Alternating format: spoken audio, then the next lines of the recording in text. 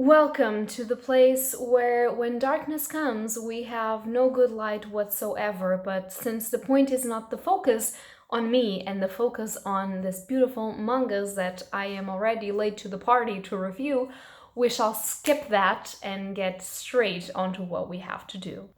Hello beautiful bookworms! My name is Katarina and welcome to my channel, and today I am going to be doing something that I haven't done in a while and I love to do as per usual, and that is reviewing Junji Ito manga.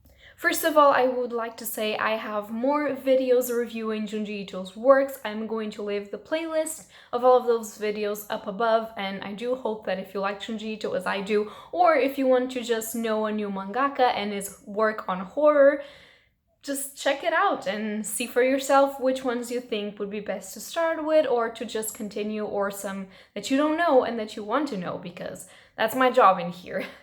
And so without further ado, let's get into the video. This one is going to be a double feature. So the first manga that I would like to review is Cat Diary, Yon Mu by Junji Ito, of course, and this one is the collector's edition of Cat Diary. This, I believe, glows in the dark. Let me test that theory. I tried it and you can't see it really well because I haven't put a specific light on it. So try at home if you have this, but I do believe that yes, this does glow in the dark. This is the collector's edition of Cat Diary. I personally never read the previous edition of Cat Diary, and so I can't tell you if this one is better than the other. What I can tell you is that this one has the same story in Cat Diary original, but does have some questions and answers from the editor of Junji Ito, the English editor of Junji Ito, and it also has some photographs of Yon and Mu, and it does have some written letters from Junji Ito and his wife to the public, the American public. So of course, and it is a hardcover, I do believe that the other edition is not, so of course, if you have the means and if you want to collect Junji Ito, this would be possibly the one that I would go to instead of the original edition, or both if you can and want to, but I mean, if you just want one, this one. So Cat Diary, Yon and Mu tells the somewhat true story of Junji Ito living with cats. And this story apparently happened because his soon-to-be wife and now wife moved in with him so they could start their family living. And she came with this cat, this white cat called Yon, and he had this sort of, as you can see in the cover, he had this kind of skull with two eyes, a nose, and a face kind of imprinted on his white fur.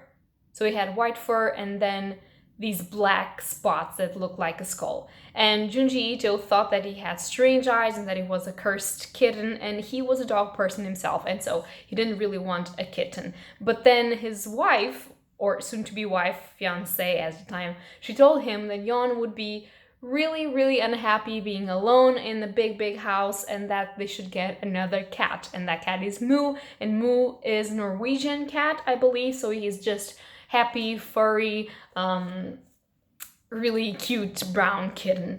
And and Junji Ito was like, woman, one cat is enough, now you want two kittens? I'm gonna die here. And it's about like the fear that he has because he considers himself a dog person, and the fear that he has to actually have kittens in the house. This is not a horror manga, first of all. If you've only read Junji Ito's horror, you can be displeased about the situation. However, this is the most comedic manga that I've ever seen with a horrific art style. It is actually the art style of the devil.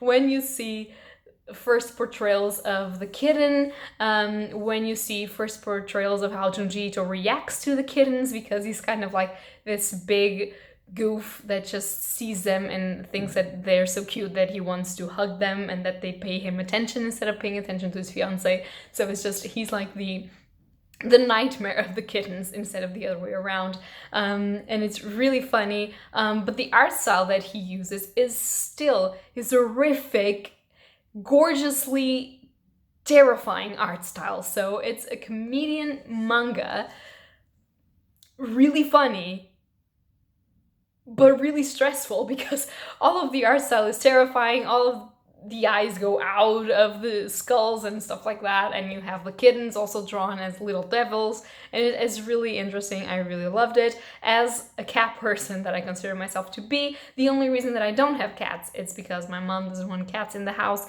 and because I don't have a house for myself, because if I did, I would have actually 2 kittens, because I think that one alone would be just alone. I don't have the life and the possibility to actually be all the time playing with him, and I don't want him to feel abandoned, and so having 2 perfect kittens would be my dream come true. And I always find laughable the terrible things that kittens and people do when they're together, and how fun those terrible things can be. But yeah, if you love cats, or even if you don't, but you want to see someone kind of having fun with these kittens, this one is amazing. And now for his new release, we have Deserter. And this is a story collection, it's a short story collection. Some of the stories are bigger than others. And this collection was the new collection that was printed by Viz Media, the Viz signature part of Viz Media, and it's the newest collection of short stories that they put out by Junji Ito. And as they say in the back, this is a short story collection that showcases a dozen of Junji Ito's earliest works from when he burst onto the horror scene, sowing fresh seeds of horror. So all of these are earlier works of him, and I do believe that none of these was printed before. I have read all of the hardcover printing stories that Junji Ito put out for the American public, and I have not seen these yet. So they're all fresh content, they're all new. So if you're a fan of Junji Ito, you have to pick this up, and you absolutely have to read them. And whilst I would like to point some of the stuff out, I have to say that I haven't felt as excited as I did with this short story collection for some of his newest releases. So this one, in my opinion, was pretty amazing. So what I wanted to point out in here is that you can see from a myriad of different things that Deserter is a very early on collection of short stories, so that these stories were very early on done. And for the first part is that the art style in some of the first stories is completely different from what you've read and seen if you've read Junji Ito, and if you haven't, it's completely different from some of his latest art style, which is normal. When you start as a drawer and a writer, you will start in a way, and then your things will develop in a different way, and that's good. That shows that the artist has developed, and I am also in favor of any development in any type of art style and culture style ever, because I think that means that we have put some work and effort into what we do, and that we love what we do because we are developing it. And that's just the proof that we enjoy what we do.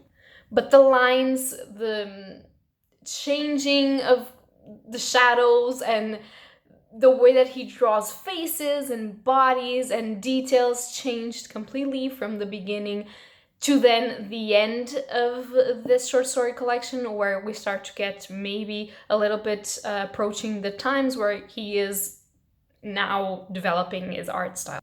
Also, I would like to say that some of the short stories in here, all of them in general were enjoyable, but as per usual, when you read short stories, you can't love them all. Or I mean, you can, but you're not going to most of the times. And I love them because they're Junji Ito stories, and because the thematics and the exploration of the themes and the art style was great, but some of them you can see that he was just trying stuff out. So you have some of the stories that don't have endings per se, and they're very open, or you have stories that only reach the climax of the story and then they end, which can be a little bit frustrating for some of us that have read other stories by Junji Ito that have an actual beginning and ending. And then you have the normal plot points of stories and the creating and building of tension that he normally does, and when it's over, it's okay. So you develop from seeing very small stories and stories that don't really develop the characters and develop the situation they're in and develop the tension, to stories that actually build upon the tension that is done, to stories that actually build upon what he wants to show, build upon characters, and just develop in a way, give you motivation, give you what is going on, and actually absolutely terrify you, which is what we are here for. So all in all, I can tell you, if you're a Junji Ito fan, of course, absolutely, you will probably already have this, because in Portugal, this comes later than in the Americas and other places. But if you're not a Junji Ito fan, and you want to start with Junji Ito, I had firstly said that one of his mangas was the best to start, but now I would probably say that Deserter is the best place to start, on pair with Shiver, which is the other manga that I told you that you should start with. Because Deserter is his earliest works, and so you kind of get to know how he started, how it went, and how it is now, sort of. You have a progression of his art style and works. And then at the same time, you can read Shiver, which actually has author notes through the manga, telling you why he thought about those stories and why he draw them like that, and drawing kind of drafts and everything.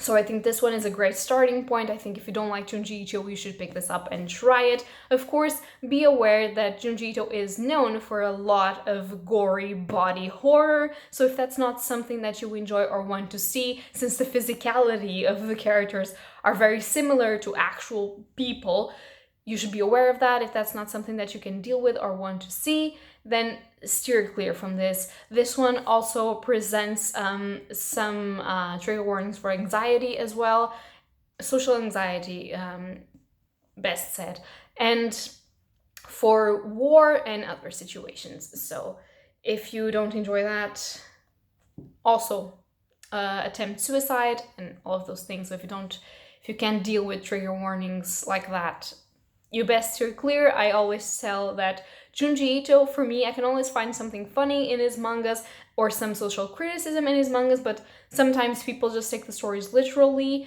and they might not enjoy what they read. So if you can't deal with horror, you shouldn't get into Junji Ito. For that one, if you can't deal with horror, I would absolutely recommend Cat Diary, because that one is it was just a funny time.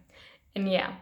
So that is the end of my review / double feature recommendation of Junji Ito's readings that I've been doing. I hope that you guys, if you've read the manga, have loved it as much as I have, and if you've read Cat Diary, I hope that you laugh as much as I did. That's going to be all for today, and happy readings to you all. Bye!